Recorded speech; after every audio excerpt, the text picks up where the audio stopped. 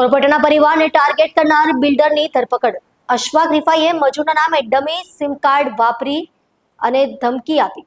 ભાજપના એક મહિલા કોર્પોરેટરના પતિ અને કેનેડામાં અભ્યાસ કરતી તેમની પુત્રીને નિશાન બનાવી ગંભીર ધમકીઓ આપવાના કેસમાં સુરત સાયબર ક્રાઇમ સેલે મોટી સફળતા મેળવી છે. એક ડમી મોબાઈલ નંબરના આધારે શરૂ થયેલી તપાસનો છેડો વરિયાવી બજારના એક નામચીન બિલ્ડર સુધી પહોંચ્યો છે, જેની પોલીસ અટકાયત કરી કાયદેસરની કાર્યવાહી હાથ ધરી છે. સમગ્ર ઘટનાની વિગત એવી છે કે ભાજપના મહિલા કોર્પોરેટરના પતિને છેલ્લા કેટલાક સમયથી અજાણ્યા વોટ્સએપ નંબર પરથી રહસ્યમય અને ધમકીભર્યા મેસેજ મળી રહ્યા હતા.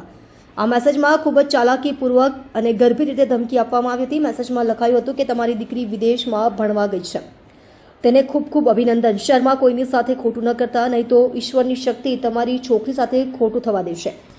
કોઈનું કરેલું કોઈના બાળ બચ્ચાએ ભોગવવું ન પડે તેનું ધ્યાન રાખજો.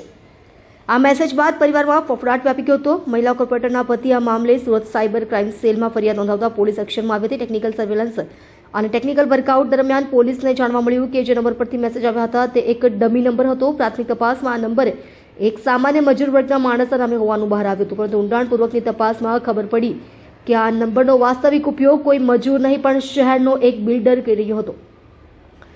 આ ગુનામાં જેની સંડોવણી બહાર આવી તે આરોપીનું નામ મોહમ્મદ અશફાક નઈમુદ્દીન રિફાઈ છે. સુરતના વરિયાવી બજાર હોડી બંગલા વિસ્તારમાં રહેતો અશફાક વ્યવસાયિક કન્સ્ટ્રક્શન સાથે સંકળાયેલો છે અને તેણે ધોરણ 12 સુધીનો અભ્યાસ કર્યો છે. પોલીસ તપાસમાં એ પણ સામે આવ્યું છે કે આરોપી અશફાક અને ફરિયાદી પક્ષ એકબીજાને અગાઉથી ઓળખે છે.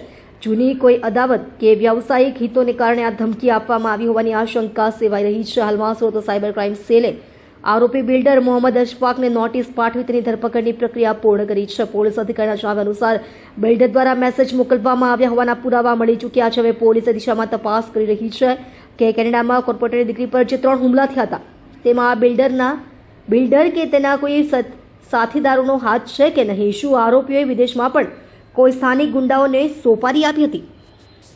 સાયબર ક્રાઇમ સેલમાં એક ફરિયાદ નોંધવામાં આવી છે, જેમાં જે ફરિયાદી છે એમને અજાણ્યા નંબરથી ગંદુ ગાડી આપીને અને ધમકીભર્યા મેસેજ એમના દીકરી વિશે કરનાર જે વ્યક્તિ છે એમની સામે એક ગુના નોંધવામાં આવેલ હતું અને એને ડિટેક્ટ કરતાં અમે લોકોને ખબર પડી કે ડમી નંબર વાપરવામાં આવેલ હતી અને જે ડમી નંબર જે ઓનર છે એક